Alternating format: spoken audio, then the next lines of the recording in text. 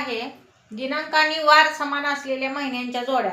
आता अशा प्रकारची गणितं येतात आपल्याला, स्पर्धा परीक्षेसाठी सुद्धा खूप महत्त्वाचं आहे, पटकन तुमच्या लक्षात येईल म्हणून हे वहीत लिहूनच ठेवा।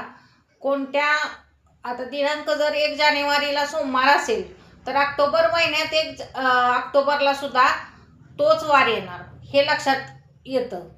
म्हणजे दिनांक आणि वार समान असलेल्या महिन्यांच्या जोड्या सांगितल्या। जानेवारी महिन्यात जे दिनांक असतील आणि जे वार असतील तेच ऑक्टोबर महिन्याच्या तारखेला वार आणि तारीख पण असणार आहे, हे लिहून घ्या। जानेवारी महिना आणि ऑक्टोबर महिना, जानेवारी जे येणार आहे तेच ऑक्टोबर महिन्यात येणार आहे।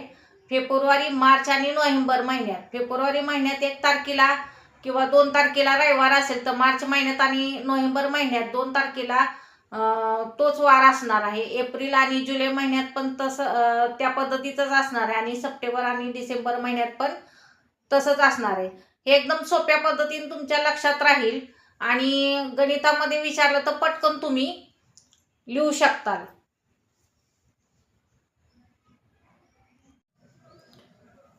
फळ्यावर लिहिलंय बघा, लीप वर्षात सुद्धा दिनांक आणि समान वार असलेले जोड्या सांगितल्या, म्हणजे महिने दिले।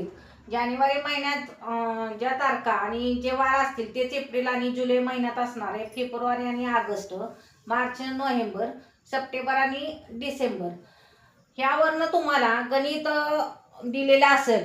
आता ह्या दिवशी असा आहे तर जानेवारी महिन्यात 2 तारखेला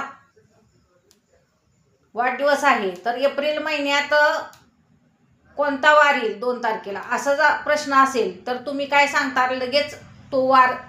आता सोमवार असेल 2 तारखेला तर एप्रिल महिन्यात सुद्धा 2 तारखेला सोमवारच असेल आणि जुलै महिन्यात पण 2 तारखेला सोमवारच असेल। दिनदर्शिकेचे प्रश्न हे स्पर्धा परीक्षेत विचारलेच जातात, त्यामुळे हे जर लक्षात ठेवलं तर गणित सोडवायला एकदम सोपं जातं। या पुढील पुढच्या व्हिडिओमध्ये बघूया, पुढच्या व्हिडिओमध्ये बघूया। लाईक करा, शेअर करा, सबस्क्राईब करा। धन्यवाद।